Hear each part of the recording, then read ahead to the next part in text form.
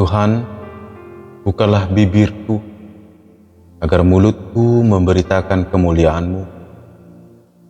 Ya Allah, ingatlah aku sesuai dengan anugerah-Mu. Tuhan, dengarkanlah aku sesuai dengan pertolongan-Mu yang penuh dengan kesetiaan. Kemuliaan bagi Bapa dan Anak dan Roh Kudus, seperti pada permulaan, sekarang dan dari kekal hingga kekal. Amin. Haleluya.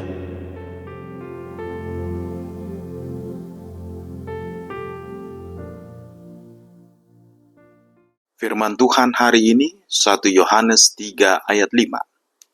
Kamu tahu bahwa Ia telah menyatakan dirinya supaya Ia menghapus segala dosa, dan di dalam Dia tidak ada dosa.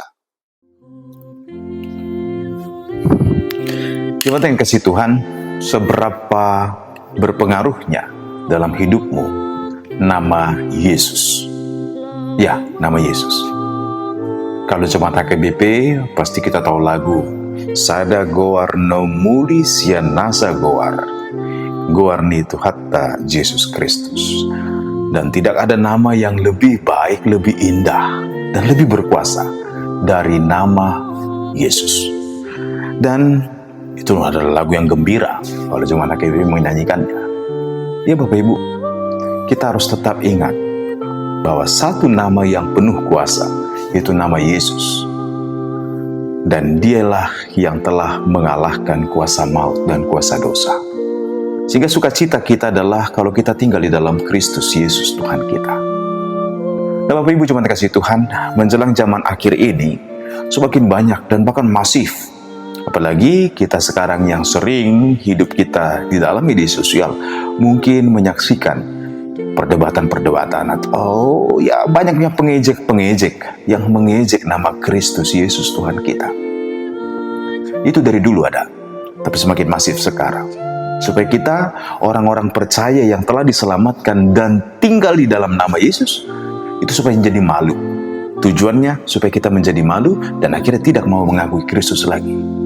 Tetapi firman Tuhan mengingatkan kita hari ini, supaya kita jangan pernah malu untuk mengaku nama Yesus.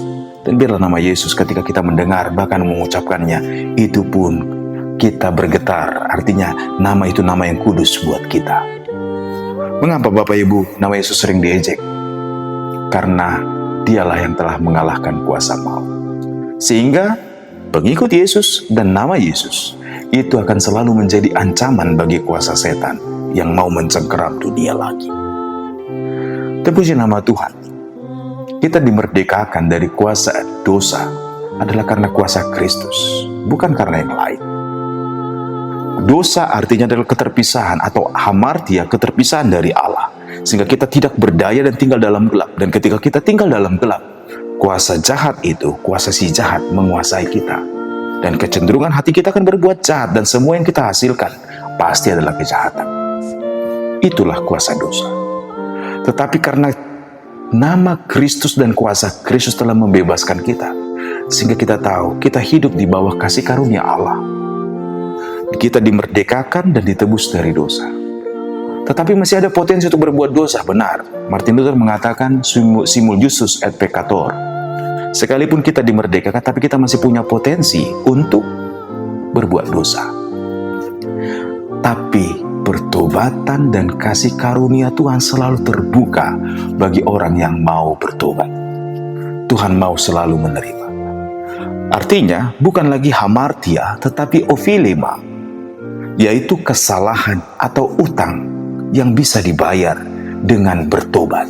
Kalau kita tahu kesalahan itu adalah mengakibatkan utang atau pelanggaran mengakibatkan utang, kita tahu harus bagaimana memperbaikinya dengan membayar utang itu, tidak mengulanginya lagi, dan melakukan kebaikan untuk setelah bertobat, membuahkan buah-buah pertobatan.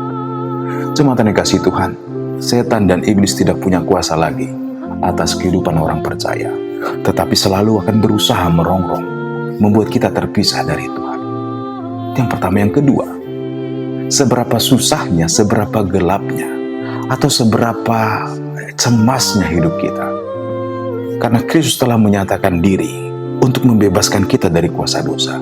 Bapak Ibu, kalau engkau merasa sendiri, merasa tinggal dalam kegelapan, ingatlah, Yesus telah menembus itu supaya kita beroleh pengharapan dan hidup sebagai anak-anak Allah. Jangan percaya dengan perasaan yang galau, sedih, berduka, cemas. Lebih baik datang kepada Tuhan, karena di dalam nama Tuhan ada keselamatan dan terang, dan kita akan beroleh damai sejahtera. Di zaman ini, zaman yang semakin individualis, sengaja mungkin dirancang oleh setan.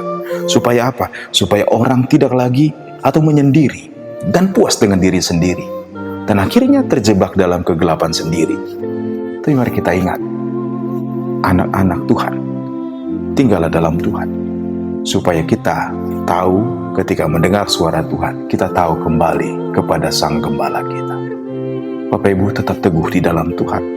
Nama Yesus adalah nama yang berkuasa, dan tinggallah di dalam Kristus selalu. Selamat beraktivitas, Tuhan memberkati. Shalom.